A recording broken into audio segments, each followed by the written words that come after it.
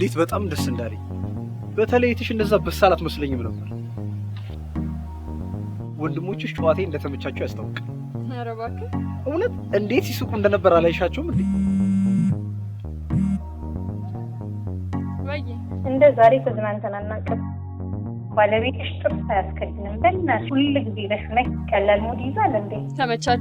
ተመቻችሁ ብቻ በተለይ ምንም ጉዳይ ላይ አስተያየት የሚሰጠው ነገር እንዴ ስለ ራሴ ሙያ እኮ ለራሴ ያብራራልኝ ግርም ብሎኝ ነበር ሙያው። እሺ አሪፍ እሺ ቻው።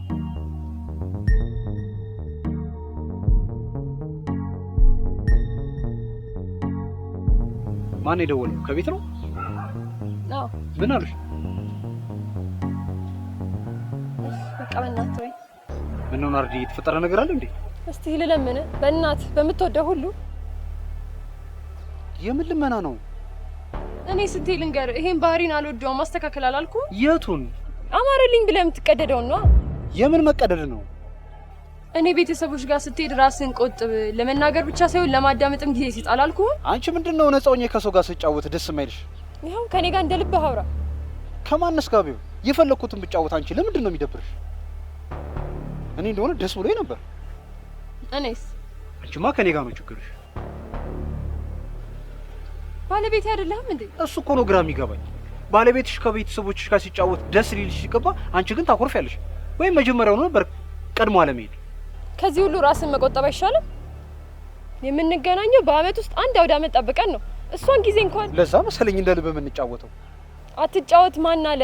ቆጠብ በል። ማውራት ብቻ ሳይሆን አንተ ማዳምጥ። አያዳምጥም አሉሽ?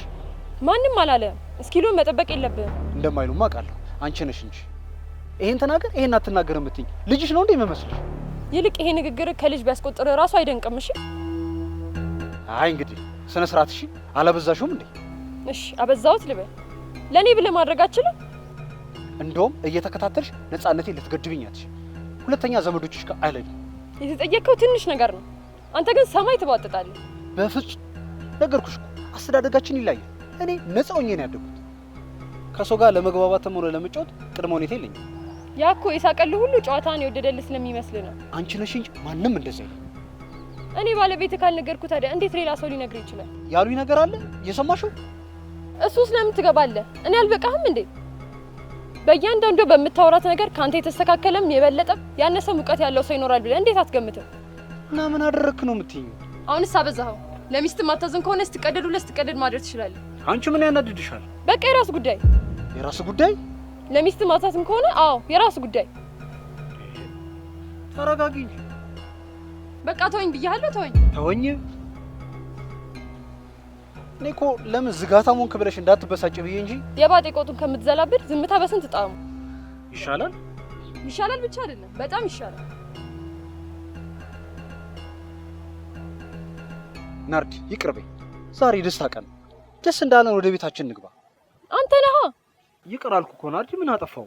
እንዴት ለኔ አስባ ነው ብለህ አታስብ? ምን ነው ዝምታ ጀመረ? በእውነት ያምርባል፣ ግን ከኔ ጋር አይደለም።